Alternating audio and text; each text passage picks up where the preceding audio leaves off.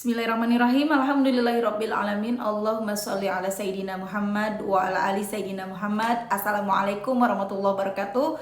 Halo teman-teman, apa kabar? Mudah-mudahan teman-teman selalu dalam lindungan Allah Subhanahu wa taala. Amin ya rabbal alamin.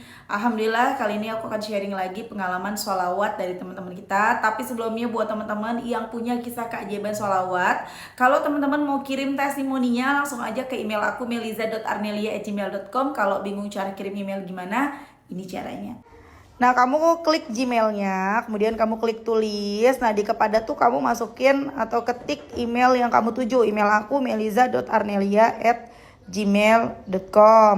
Kalau udah, kamu ketik di bagian subjek itu judulnya testimoni atau dikosongin juga boleh. Nah, ditulis email baru kamu ketik testimoninya. Di situ bisa kirim panjang kayak apa juga bisa. Jadi jangan ngetiknya di subjek ya, karena banyak yang kirimnya di subjek, akhirnya kepotong-potong testimoninya gitu. Gampang kan teman-teman? Kalau udah, kalian klik bagian kanan atas tuh yang warna biru, ada panah ke samping kanan gitu, ada gambar panah ke kanan gitu, itu diklik. Ya kalau itu diklik itu sudah terkirim, nanti ada notifnya kok terkirim tuh ya kan? Gampang kan? Dan buat teman-teman yang belum punya kedua buku ini, jangan pernah lelah dan nikmati setiap salawat. Dan jangan pernah lelah salawat, yakinlah semua akan baik-baik aja. Kedua buku ini buku aku. Kalau teman-teman mau beli, teman-teman bisa langsung aja ke Gramedia, atau teman-teman bisa hubungin admin. Ini nomor adminnya ya. Insya Allah kedua buku ini bisa bikin semangat salawatan. Dua buku ini bedanya apa? Beda isinya, beda kisah salawatnya teman-teman ya.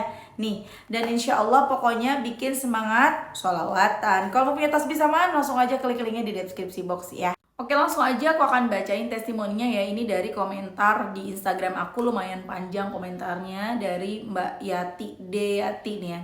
D_Yathe, kita sebut aja Mbak Yati teman-teman. Jadi di situ aku posting tentang kalau mau kita lepas dari hutang ya, bebas dari hutang, caranya stop nambah utang. Di situ banyak banget komentar yang nggak mungkin Mbak kalau nggak hutang, terus kita dapat duit dari mana lagi kalau bukan hutang, terus bagaimana begitu semuanya pada komentarnya. Akhirnya di sini ada Mbak Yati yang jawab, yang ini tuh jadi mewakili jawaban dari aku. Kalian dengerin ya. Assalamualaikum Mbak Mel. Waalaikumsalam. Saya lupa kapan terakhir komen di IG Mbak Mel. Kalau nggak salah sekitar awal bulan. Saya memulai selawat baru sekitar bulan 11 atau 12, dari awal 10 kali.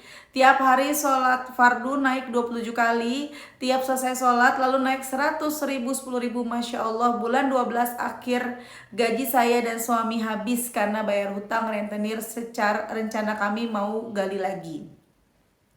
Qadarullah, Allah lindungin, gak dikasih sama itu rentenir. Pusing iya, tapi terus salawat. Sepengen-pengennya salawat. Yang penting minimal Jibrilnya 10.000, kadang munjiat. Adrik nih, Ibrahim, Nariyah, dan sepengennya hati aja. Rumah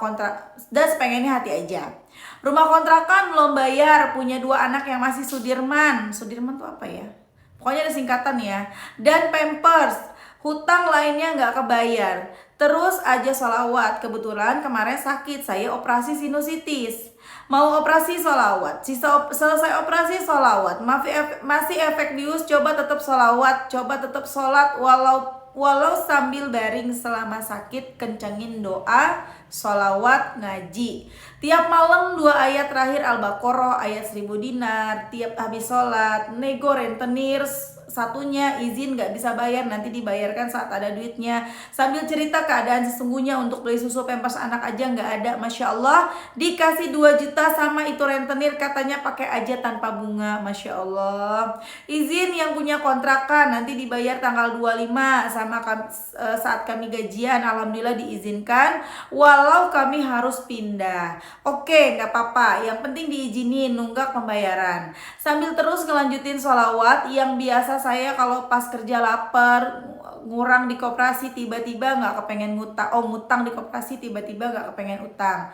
Lebih baik nahan lapar, hanya dalam 2 minggu pertolongan Allah datang. Kami menemukan rumah kontrakan baru yang dekat masjid. Yang tadinya pemilik kontrakan baru minta per tahun, mau dibayar bulanan. Walau kami belum ada duitnya, pemilik kontrakan baru nanya, jadi nggak ngambil rumahnya? Kami bilang, jadi, tapi kami bisa bayarnya tanggal 25. Kalau sebelum tanggal 25 ada yang ngambil, ya udah nggak apa-apa, kami pasrah. Seminggu kemudian, orang yang dulu pernah kami hubungi untuk diajak bisnis bareng, tapi mereka menolak, tiba-tiba menghubungi kami, ngajak bisnis bareng, tiba-tiba ada rezeki masuk uang 4 juta, nggak sampai tanggal 25. Besok saya lunasin kontrakan lama plus kontrakan baru. Dan dari bisnis ini, walau alhamdulillah menghasilkan dalam sehari saya terima paling sedikitnya 500.000. Bahkan bisa sehari 1 juta saya terima. Masya Allah Mbak Mel, saya dari 1 tahun lalu terlilit hutang. Mobil habis, semua habis dijual. Padahal saat itu saya zikir, ngaji, sodakoh, tahajud, duha, tapi jarang sholawat. Alhamdulillah sekarang ditambah sholawat dan ayat 1000 dinar, pintu-pintu rezeki itu terbuka. Pintu-pintu rezeki itu terbuka, pertolongan Allah datang. Tiap habis Isya Al-Mulk, sholawat pohon uang 400 kali, istighfar 1000 kali, 2 ayat terakhir Al-Baqarah, saya pelan-pelan bisa membayar utang saya.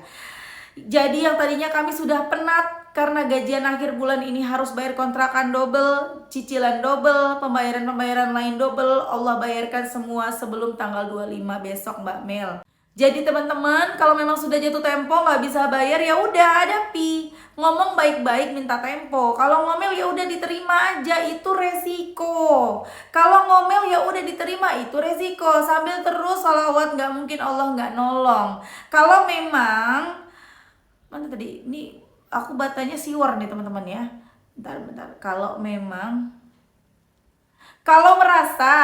merasa kenapa sepertinya malah Allah jungkir balikan kita, Allah mau lihat ketulusan kita teman-teman. Saya sudah buktikan sendiri bulan ini teman-teman yang ibaratnya bener-bener nahan lapar, susu anak habis cari pinjaman 50.000 sana sini. Sekarang alhamdulillah di dompet uang nggak pernah di bawah 1 juta, Masya Allah. Belum habis, besoknya ada lagi, belum habis, ada lagi. Sehingga kami bisa membayar semua tunggakan-tunggakan. Masya Allah banget ya, ada power of salawat, kisah dari Mbak Yati. Aku nggak tahu Mbak Yati ada di daerah mana, tapi Masya Allah banget kisahnya ya teman-teman. Jadi buat kalian yang pada mikir, selalu mikir kenapa sih orang lain enak banget udah dapat pertolongan aku belum. Mereka semua berjuang, mereka semua berproses, bukan kamu aja. Tapi mereka, aku juga sama begitu. Dan ketika sudah dapat pertolongan, sudah dapat keajaiban, bukan berarti kita bebas dari semua kesulitan. Akan ada lagi kesulitan-kesulitan baru, masalah-masalah baru, ujian-ujian baru. Tapi beserta ujiannya datangnya beserta dengan kemudahannya. Selalu ada jalan tuh dari Allah. Ya, nih mbaknya merasa dijungkir balikan. Mana teman-teman yang merasa kok kayaknya aku udah sholawatan, udah deketin Allah, tapi kok kayak dijungkir balikin sih sama Allah, masalah nggak kelar-kelar. Bukan kamu doang. Nih mbaknya juga ngerasain Mbak Yati. Semua berproses. Bukan kita hari ini sholawat besok kayak jadi sultan, bukan. Walaupun bisa, tapi permasalahannya kita nih pantas nggak hari ini sholawat 100 kali, 1000 kali, besok jadi sultan. Emang pantas kita dapetin itu? Gitu loh teman-teman. Jadi Mbak Yati ini ya teman-teman ya, Masya Allah banget, punya hutang sama rentenir. Kemudian mulai baca sholawat, dicicil tuh, dibaca di bulan 11, bulan 12 katanya dibaca dari mulai 7 kali, 11 kali, sampai akhirnya bisa 10.000 kali sehari. Tapi Masya Allahnya malah ujian bertubi-tubi. Sebenarnya bukan gara-gara sholawat ya teman-teman ya, ujiannya bertubi-tubi, ditagih sana sini, kontrakan harus dibayar. Akhirnya dihadapi. Jadi nggak mencoba mencari pinjaman. Alhamdulillahnya pernah sih mencoba mencari pinjaman, tapi sama Allah tuh digagalin. Allah nolongin. Jadi ketika kita udah salawatan, kita coba-coba untuk berhutang, nggak dikasih nih, kita ngeriba di mana gitu ya, aplikasi-aplikasi atau apapun, kita nggak diterima, atau di mana aja ya nggak diterima, itu digagalkan. Itu berarti memang Allah sayang sama kita, Allah mau nolongin kita. Digagalin, ngapain udah kenal sholawat kok ngeriba gitu loh. Akhirnya digagalin, nggak dikasih sama rentenirnya. Ya udah, akhirnya terus, tapi tetap sholawatan, bukan malah berhenti nih Mbak Yati, terus bersolawat. Udah sholawatan belum juga dapat duit, belum juga dapat pertolongan, malah harus operasi sinusitis. Tapi sambil mau operasi sholawat, selesai operasi sholawat, ada efek bius, tetap sholawat, tetap ngaji, tetap sholat, pokoknya semua dijalanin, Masya Allah. 2 minggu bener-bener baca sholawat, nggak pernah ninggalin 10.000 sholawat Jibril Shallallahu ala Muhammad. Baca juga tiap habis sholat ayat 1000 dinar. Kemudian tadi baca apa lagi, banyak ya amalannya, Masya Allah banget. Pertolongan datang. Tiba-tiba mbaknya sama suaminya ini sempat ngubungin teman, ngajak bisnis, ya, ngajak bisnis tapi nolak.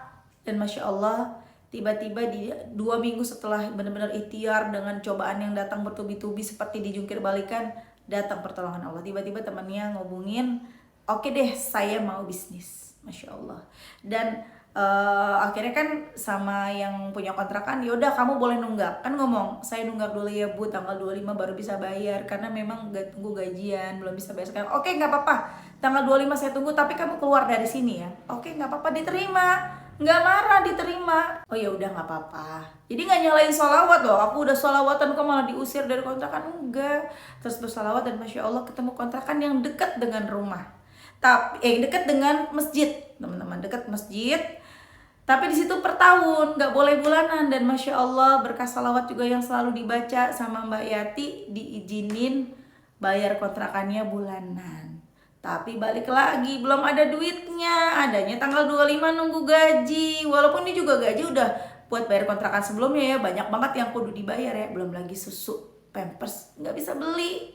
Susu, pampers habis, pokoknya tetap sholawatan terus. 10.000 sholawat Jibril harus dibaca setiap hari. Dan Masya Allah, tiba-tiba masuk uang 4 juta. Bisa bayar kontrakan. Enggak terlalu. Masya Allahnya banget, yang punya kontrakan yang baru nih ngubungin, Mbak, ini kontrakan buat kamu aja nih. Maksudnya bukan dikasih, ini aku tungguin kamu aja. Nanti kamu bisa bayarnya kapan, aku tungguin. Di tanggal 25 gak apa-apa. Tapi Masya Allah dapat rezeki 4 juta ya teman-teman. Mungkin itu dari bisnis apa ya, dari bisnisnya banyak, gak ngejelasin bisnisnya apa karena mungkin juga gak muat ya di komentar. Dan akhirnya mbaknya dapat 4 juta, bisa untuk bayar kontrakan lama, bayar kontrakan baru, bayar ini dan bayar itu. Mbaknya juga berusaha menghubungi rentenir, bilang mohon maaf saya belum bisa bayar karena begini-gini, diceritain semuanya. Ini buat pampers sama susu aja gak kebeli. Sama si rentenir terketuk hatinya, ya udah nih saya pinjemin 2 juta, nggak usah pakai bunga, ini minjam aja 2 juta tuh. Masya Allah, bukannya bayar utang malah disuruh sama rentenirnya malah dipinjemin lagi tanpa minjem tuh. Masya Allah kan, tanpa riba lagi, tanpa bunga. Dan akhirnya dari bisnis itu setelah 2 minggu rasanya seperti dijungkir balikan keadaan. Masya Allah, sekarang selalu ada aja tuh di dompet. Bukan uang goib ya, bukan uang yang numbuh sendiri di dompet, enggak. Dari bisnis yang tadi dibilang sama Mbak Yati, selalu ada aja tuh 500, 1 juta, pokoknya nggak pernah di bawah 1 juta katanya. Dompetnya selalu ada aja rezekinya. Alhamdulillah. The power of sholawat. Teman-teman, pertanyaannya, kalian yang pada mau berubah, kalian sanggup nggak baca 10.000 sholawat Jibril tiap hari beserta kesulitan-kesulitan yang dihadapi nantinya? Tapi ingat, bukan kesulitan gara-gara salawat, enggak ya. Kesulitan itu memang kita lagi memang kita lagi diuji sama Allah, bukan gara-gara salawat. Mungkin kita merasa kayak kok malah diuji karena kita, ya balik lagi aku selalu bilang, karena kita terlalu berekspektasi tinggi. Baca salawat besok jadi sultan, baca salawat besok utang lunas. Akhirnya ketika kita udah salawat 10.000, 15.000, capek dong ya segitu banyak, terus belum ada pertolongan, kita merasa ujian bertubi-tubi. Enggak ya. Kalian siap nggak seperti Mbak Yati? Nggak lama kok ya, 2 minggu aja, bahkan ada yang sebulan loh. Tapi siap nggak? Pertanyaannya, siap nggak? Kadang-kadang kita nggak siap, baru seminggu 2 minggu belum ada pertolongan, dikit lagi padahal ada pertolongan, kita nyerah. Padahal salawatnya nggak seberapa, ibadahnya nggak seberapa, udah nyerah tuh ya. Karena memang beda hasilnya orang yang jalan kaki, orang yang jalan santai dengan jalan cepat. Orang yang jalan cepat dengan orang yang berlari hasilnya beda ya teman-teman ya. Jadi seperti biasa aku selalu bilang, yang namanya usaha tidak akan mengkhianati hasil. Usahanya nggak main-main, hasilnya juga nggak main-main. Usahanya setengah-setengah, hasilnya juga setengah-setengah. Tinggal kalian mau pilih yang mana ya. Oke teman-teman, terima kasih udah nonton, semoga bermanfaat dan jadi motivasi buat teman-teman. Kita doakan semoga Mbak Yati lancar terus rezekinya, dimudahkan segala urusannya, lancar bisnisnya, lunas utangnya. Begitu juga buat teman-teman, semoga utang-utang kalian segera lunas ya, amin. Doa-doa kalian segera dijabah, amin amin ya robbal alamin. Assalamualaikum warahmatullahi wabarakatuh.